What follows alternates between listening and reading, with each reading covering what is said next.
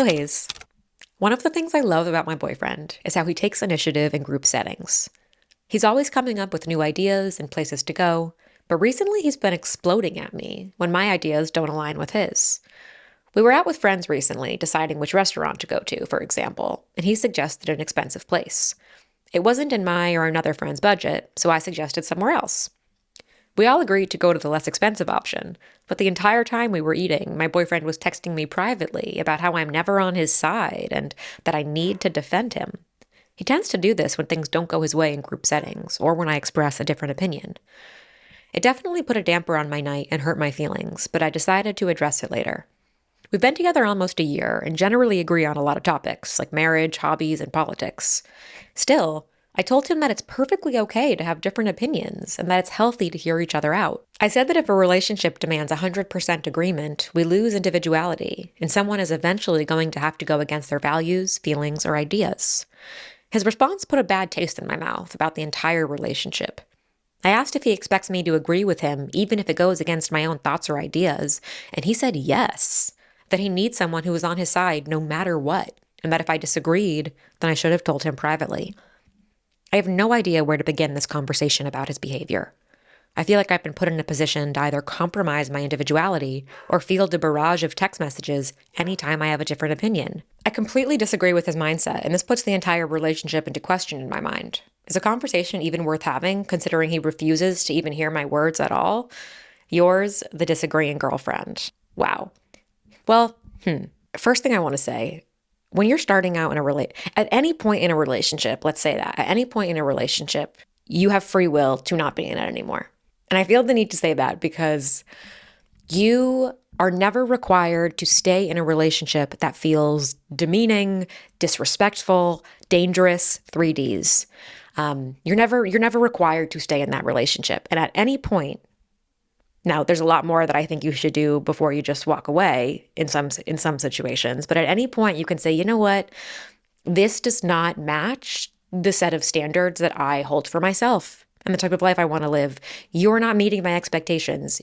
I have boundaries and they are being crossed time and time again. And despite conversation, you can't meet them. And therefore, I'm going to walk away. It's an interesting conversation that we'll get into about like when you have a conversation and when you don't. And I'd say, but I just want to say that up front. You are never required to be I don't think at any time you are required to be in a relationship that is dangerous, demeaning. I forget the other D word I used, but I bet it was a good one if I rewind. Dangerous, demeaning, demanding, domineering, whatever. And I think there's certainly some details in this letter that suggest that maybe your boyfriend can be some of those things. There's a lot of ways to interpret this. There's good faith ways to interpret it because I think all of us can be. There's good faith ways to interpret it, and then there's sort of the most extreme version. I will say that I think some of the most controlling, manipulative people, their behavior can first tease out. It can start small, quote small, with things like texting you underneath the dinner table when you're out with friends, being upset that you wanted to go to a different restaurant. Like this restaurant example is so small. It's such a small thing, but the fact that this, if it went down the way you're telling me, him reacting like having such an outsized reaction to this small thing, it's not, if it's a sign of a larger issue, I just want to say that you can get more. And by get more, I mean, you do not need to put up with this. That's the more specific thing that I'm trying to say. You do not need to put up with that. But I am interested in having somewhat of a good faith conversation about disagreeing with your partner and like what having different opinions looks like. I am interested in that. I think that's the more interesting conversation to have, maybe the more productive conversation to have. But like right off the get-go, I do have some spidey senses going off being like, this is someone insisting that you always need to defend them, that you always need to have the same opinion. I don't, that sounds controlling to me. And in under a year, like sometimes we've been with someone for a long time, maybe they develop a certain sensitivity or an insecurity and we trigger that insecurity and then maybe they become more defensive. Like there are times when you've been with someone long enough, maybe you've made certain commitments to each other. You have responsibilities to each other. And of course, if you have kids, then there's another set of responsibilities that it's like, okay, let's talk this through. But under a year, you've been dating less than a year, and you're noticing a personality trait that he explodes, to use your words, explodes at you when your opinions don't align with his. You might be incompatible, is a generous way to say it. Like, I don't know enough about him to call him a name, and name calling isn't useful anyway, but you might not be compatible. But let's talk about the specifics. So the restaurant example is such an interesting one, and I'm trying to really put myself into the scene where this happened. Because yes, it's just one example, but an example can often be evocative of more. Like, could he have been? I trust your word that you likely didn't say, hey, let's go to a less expensive spot, in a way that was aggressive or like trying to point fingers at your boyfriend for suggesting something more expensive. But do you think he could have felt like singled out at all? And interestingly, like, even if he did feel singled out, like, feeling singled out doesn't warrant that behavior. But sometimes people act inappropriately, act defensively. They act in a way that they wouldn't normally. That's not indicative of their true colors when they are embarrassed. And I can see a situation where someone insecure person suggests an idea, and then the idea gets shut down, or maybe a blind spots are revealed. Like, maybe he was embarrassed that he suggested something so expensive, realizing that some people in the group, it was going to be out of budget for some people. Maybe he was embarrassed and kind of he responded to that embarrassment. His response, his instinct was to be mad at you, which is not a great instinct, right? Like, that definitely shows that he has some emotional maturity to develop. And I don't love if that was the case, that his instinct is to take it out on you. But could he have felt embarrassed? And might you have done anything to embarrass him? Like, there's maybe a moment of reflection that's missing here. Because I agree, I am on your side that you are entitled to have your opinions. And I think there's a way to share different opinions.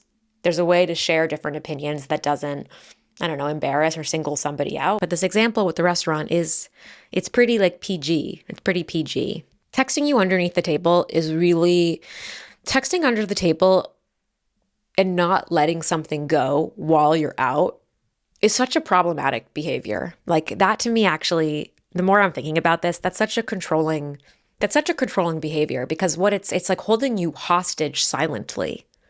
It's creating a dynamic where the other person who's texting you is like keeping you in a chokehold, is trying to make sure that you know they're not happy with you, but they won't just come out right and say it. So you're in this situation where the two of you know that something, quote, bad is happening. There's an argument going on, but the other people at the table don't know. And that dichotomy can like feel really suffocating and dangerous. And I don't like him putting you in that position.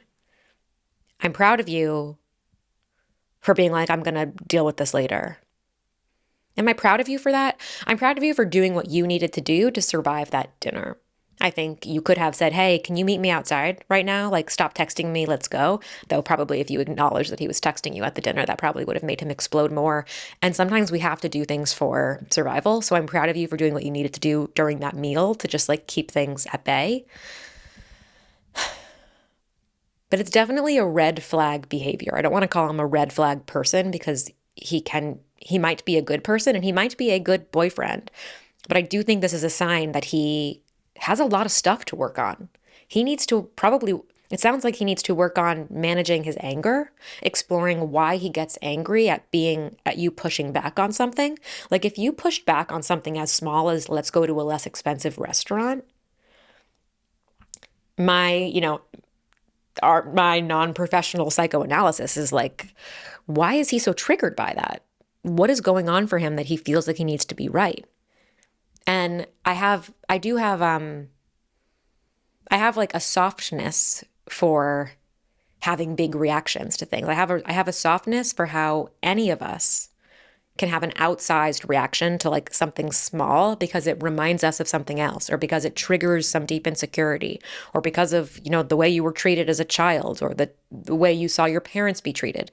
Like, I think I do have a lot of understanding and gentleness towards sometimes bad behavior, but it doesn't make the bad behavior excusable. And it's not your job as his girlfriend to like teach him how to agree with people, specifically maybe agree with women. It's not your job as his girlfriend of under a year.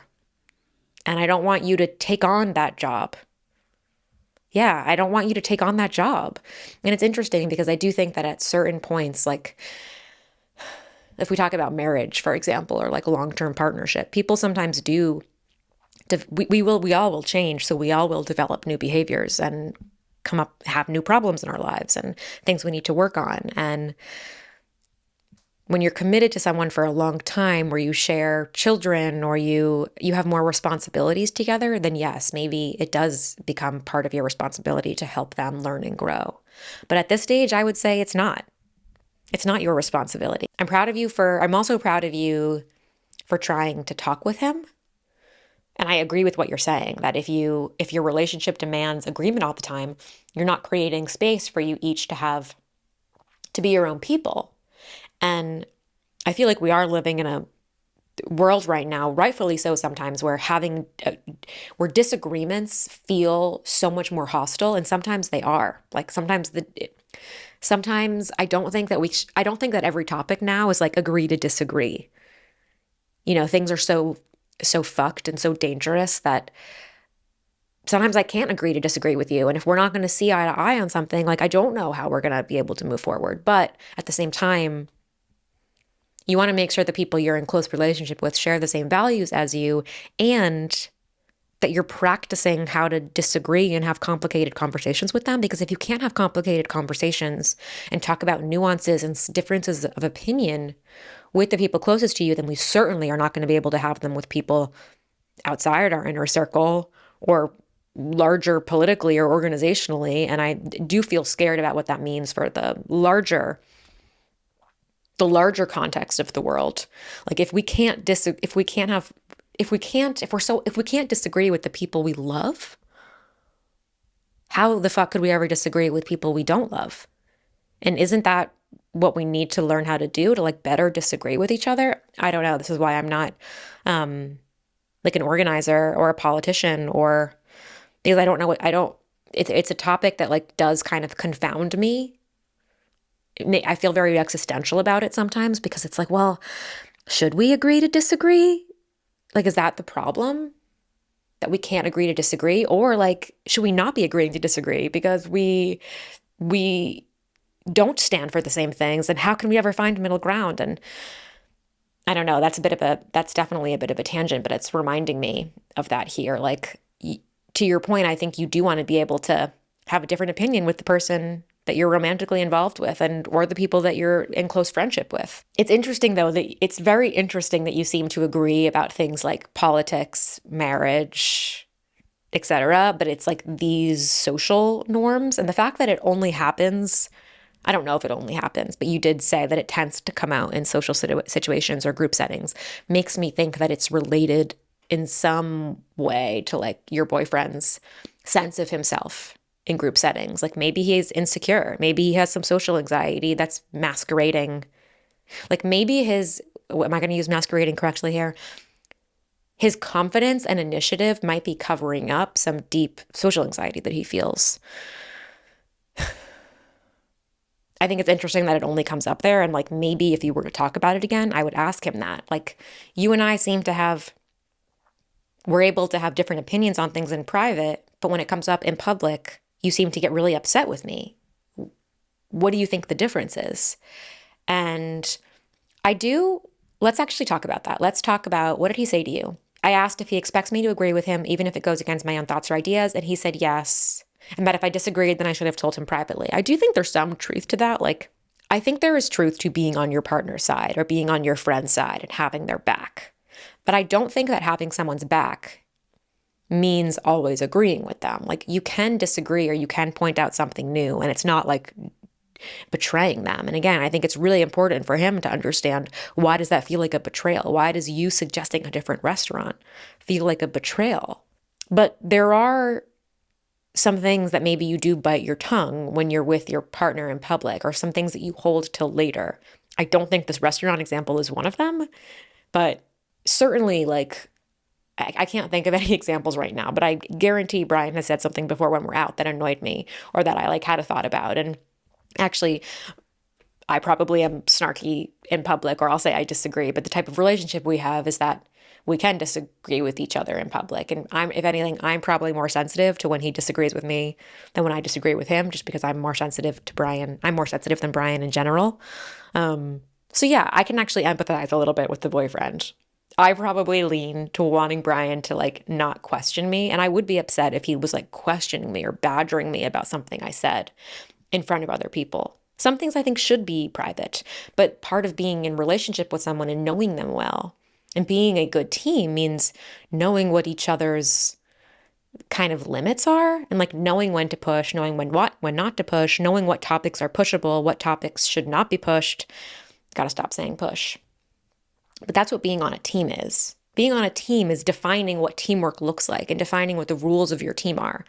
And if one of his rules for the game is that you always have to back me up in public, no matter what, if that's not a rule that you want to oblige to, then this probably is not a compatible relationship. And I'm saying that so black and white because it's early. You haven't been together very long. And while I do think couples learn and grow together, it's also okay for you to have some hard and fast rules. You don't need to start a relationship with somebody who's trying to control you. I do feel the need to point out though, like I want you to think about yourself though, because there could be something useful for you to learn about you, about how you disagree. And you might find, you know what, I am kind of aggressive or I am pretty loud. I do put my stake in the ground with my opinions, and that could be this specific boyfriend might be triggered by that. And maybe you'll think about it and you'll say, you know what, I actually want to be a little softer.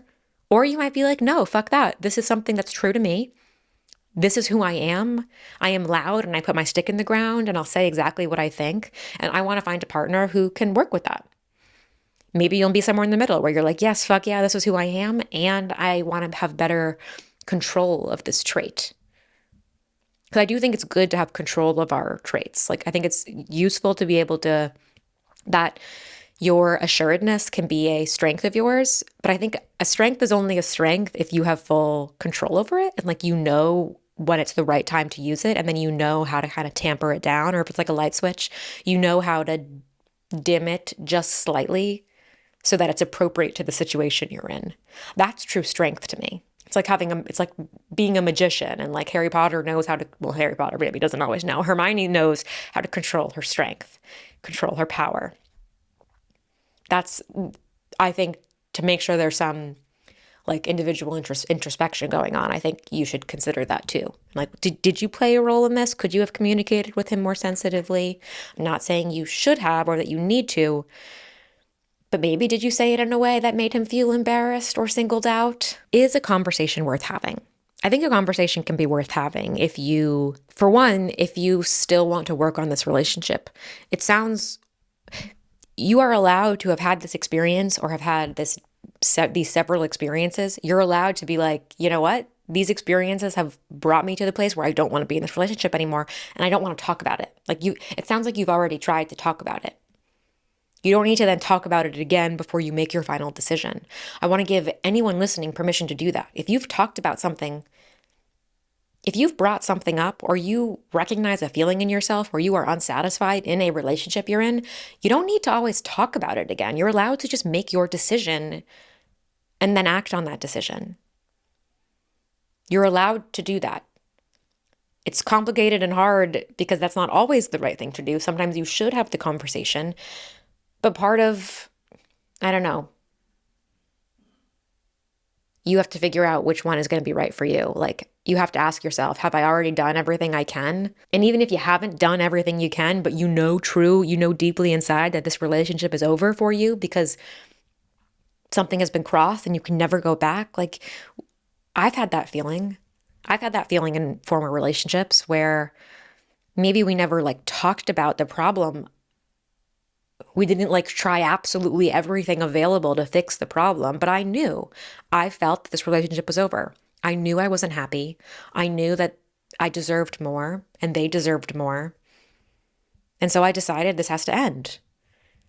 I wouldn't do that in my marriage now, But the marriage, the long-term relationship, the person that you have responsibilities with and that you've made commitments to, I'm saying all of those things, is different than somebody that you've been dating with for under a year. And I don't say that to like minimize that relationship, but you don't owe them as much. And owe is such a complicated word, but you don't. You don't owe the relationship doing everything in your toolbox to try to fix it. I'm very curious what your friends think, or if the other people that you're with have noticed. Like, the type of behavior you're talking about, this controlling behavior, I'm curious if other people in your life in these social situations have picked up on it. It might be interesting to ask some of them. Maybe friends of yours have been like the other friends who sometimes write into me saying they notice something in their friend's relationship, but they don't know what to say. I'd be curious if they've picked up on it, if there's somebody you trust that's been able to witness the two of you. Maybe this could be an interesting conversation to have with them. I think you know what to do. I shouldn't say that. I don't think you know what to do. I think you know how you feel, and I want you to trust your feelings. I want you to trust your feelings, and I want you to trust that when something doesn't feel right, you can recognize that. Okay, thanks for writing in. I hope that went well. I was feeling a little bit nervous and in my head before recording today. I think I just felt kind of a little out of sorts. I was a little out of sorts. I recorded a little bit later in the day than I normally like to. I go to therapy on Mondays, and I've been experimenting a little bit with like filming before or filming after.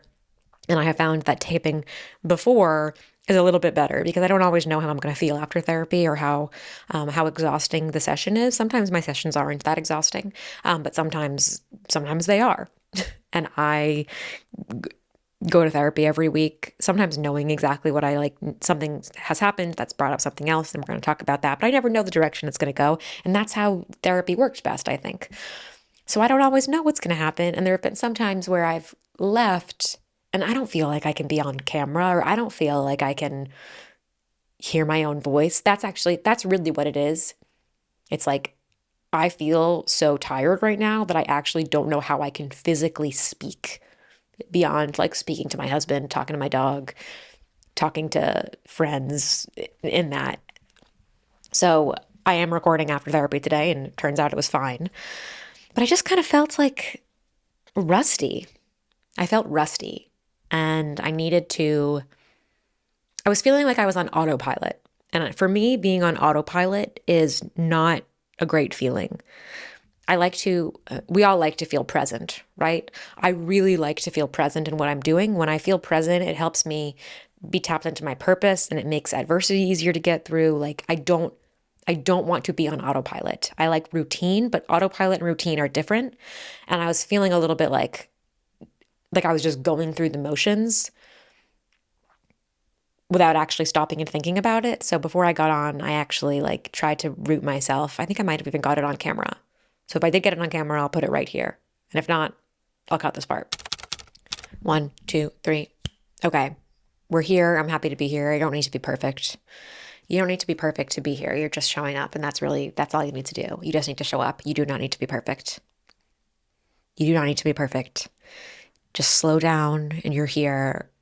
And I'm proud of you for being here. Okay. I'm proud of you for showing up at the desk. I'm proud of you for showing up. That's all you have to do. This is an exercise in consistency and patience. Okay? That's what this is. You're doing great. You are doing great. I'm so proud of you. I'm so proud of you. You're right where you need to be, and everything is okay. Just slow down. Just slow down. Okay, here we go. Hello, Hayes. I'm back now, but all that's to say, I hope that went well. And sometimes, is it weird that I included this? I don't know. Maybe it's helpful to see behind the scenes and how we all show up sometimes, even when we don't feel 100%.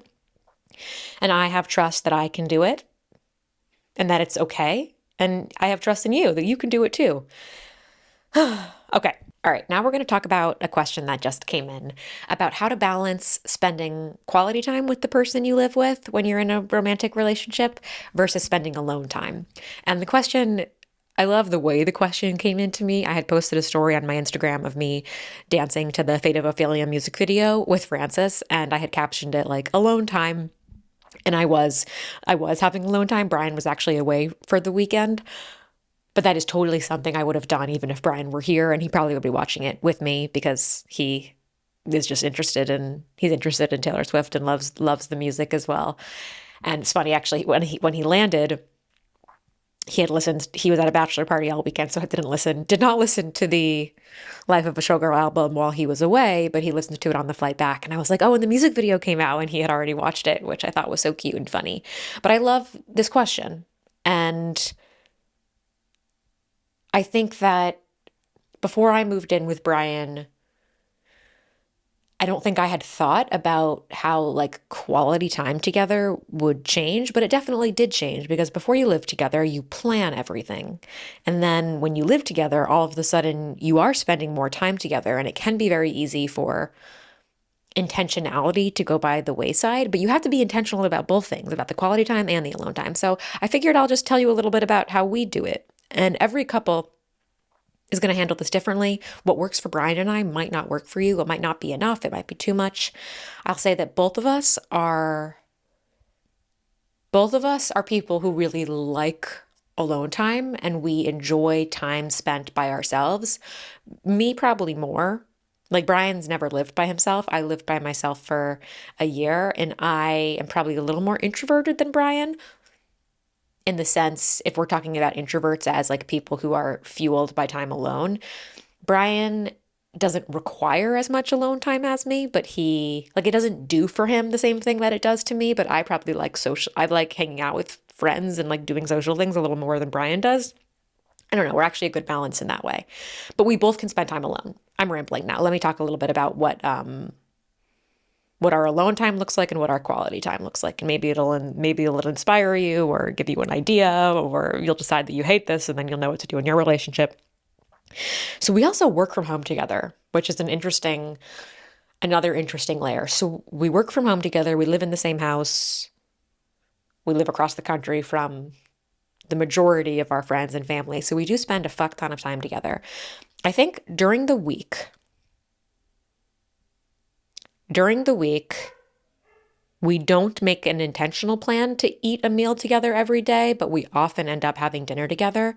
He goes to the gym now in the morning because of Francis, which allows us to eat dinner together. Before Francis, he would go to the gym after work at night, and I would often want to eat dinner before him. So I would like make us both dinner, I would eat, and then he would come home and he would eat himself and I'd do something else. Sometimes I'd sit with him. Oftentimes at night, though, is like when we each have our alone time at the end of the day.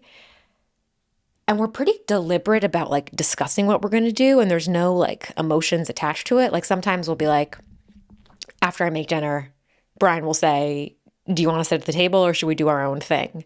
And I might say, oh, you could do your own thing. There's something you want to watch. And he's like, yeah, I could watch this sports interview.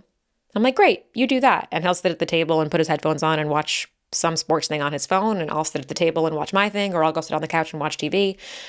But it's kind of like every night there's a little bit of a discussion of like, what are we going to do for dinner? And are we going to have dinner together? And there's not an expectation either way. There's trust that if one of us wants to do one specific thing, whether it's be together and talk or do our own thing, that we will explicitly say that, and the other person is down to do that. So there's sort of trust there.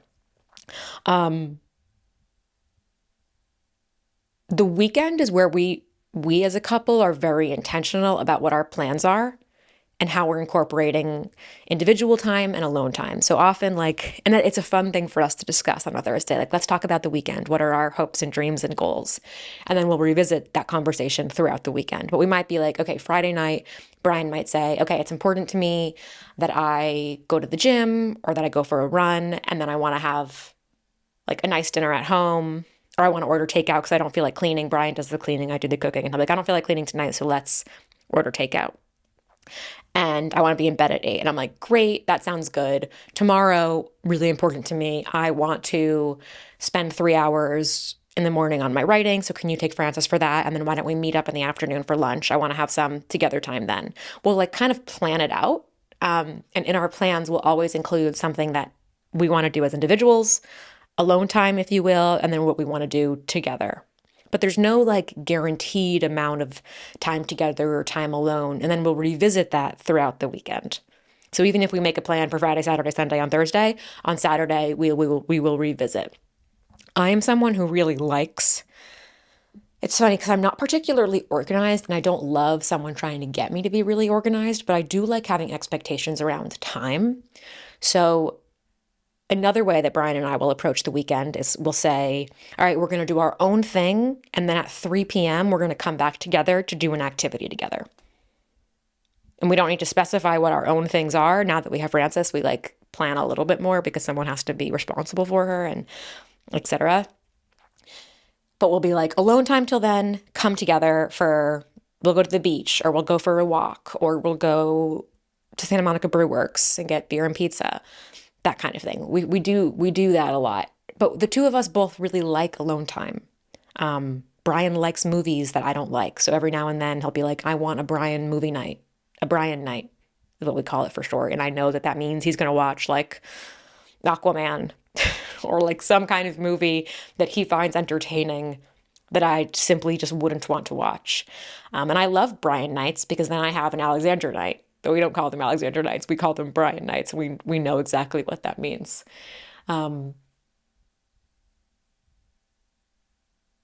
This works well. Like I as a person who needs a lot of alone time and I like spending days just with myself and saying, okay, this Saturday afternoon, I'm actually going to go to the Melrose Flea Market and I want to do my own thing.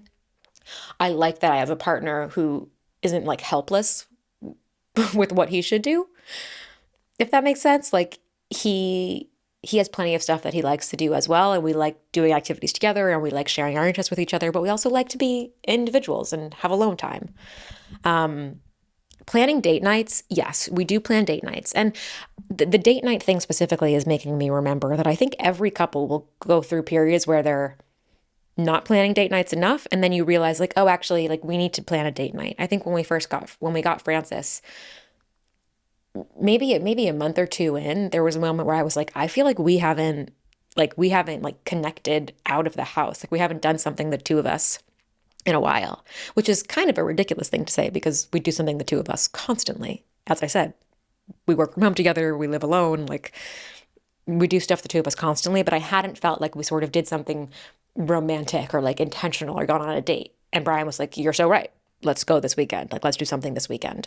And I think it's completely normal to fall out of cadence in your date nights and then fall back into cadence. And I'm sure that throughout life that will continue to happen. And it's not so much, I don't think it's as important that you stay consistent, but it's how you like jump back into the plan once you've noticed that you've gone off course. It's completely normal to not have a date night every week. If you're a couple that's really good at saying, "Hey, every Friday we do this and we're sticking with it and that works for you," amazing. Brian and I don't function like that. But then as soon as one of us notices a gap or wants something, we bring it up and then we do it. Maybe it changes too with kids. I know for people with children, it can be really helpful to have like one non-negotiable night a week that you leave the house and you do something together. I can totally see how that is really useful. Um, I know lots of couples who schedule certain things. We're not on such a strict routine, but that's just what works for us. The person who asked this question is moving in with their long distance partner. So they're excited. They're excited about the change, but also it is a different dynamic. Long distance to moving in together is so specific too, because when you're in a long distance relationship, like Brian and I did long distance for a year before I moved to New York, long distance, every time you see each other is so special and it's like so magical and it's so planned. At least that's how it was for us. Like you really plan the weekend. You want to make sure you get everything in and do all these fun things together. And it's just like adrenaline is high. Is it adrenaline, endorphins? I don't know which one it technically is. And that will fade out as it should. If every day felt like what it feels like to be in a long distance relationship when you see each other, I think that would be really extreme. I think you're going to find that you just sort of settle into a rhythm and try not to have any expectations about what living together should look like. Just try to figure out what feels good for the two of you. When we lived in New York and Brian and I lived together and I was like still going into an office every day, we were much more Brian would often work. Brian's always worked out at night, actually. So he would very rarely, and he also didn't love like hanging out with coworkers and making friends at work. We had different perspectives on making friends at work. I always loved hanging out with people, making friends, getting drinks after work. I was much more social during the week. We would be much more like, what's the word I'm looking for? On any given night, I might be like, hi, I'm actually going to go get drinks with Matt, and then I'm going to come home. That's one of my best friends who I met at work, who's actually coming to stay with me tomorrow. I'm so excited. I got a text from him last week that he is going to be in town he needs to come to LA for work. So he's flying out a night early to stay with us. And I cannot fucking wait. I need some Matt time. I need some bestie time. It's kind of amazing sometimes how things just like happen in your life, like exactly when you need it. Like I'd been thinking about Matt and I miss him and like wanted to call him. We hadn't caught up in a couple of weeks. We were playing phone tag and then we sort of just both forgot, I guess. But in my back of my mind, I was like, I need to call Matt. And then he texted me and he's like, can I stay with you next week? I know it's really last minute. And it's like, this is even better than a catch-up phone call. You're going to come and sleep over and we'll get to hang out and play with Francis and go out for really good sushi. But spontaneity, like even though we lived together and had responsibilities to each other, we still were spontaneous with our individual schedules. And that felt really important to me. And I think to him, when in New York, that like, just because we lived together didn't mean that we needed to be together every night. We're still individual people. I miss that. That's one of the things I miss about New York, kind of the spontaneity of like meeting up with friends and walking home and taking a detour and getting a drink here or but I always, when I start to feel sad about not living in New York City and having that life anymore, I try to remind myself that like, that actually wouldn't really be no, I was going to try to rationalize that by saying it wouldn't be my life now anyway. A lot of my friends have left, but it could be my life. And maybe it will be my life again if I ever live in New York City. I will live in New York City again. It really is one of my favorite places in the whole world. I will have time there again. I don't know when it will be. My dream situation would be what would my dream situation be? I would love to have like it can be the tiniest little apartment, one window. It can be like the size of my studio apartment when I lived alone for 1 year. The apartment was probably the size of this office.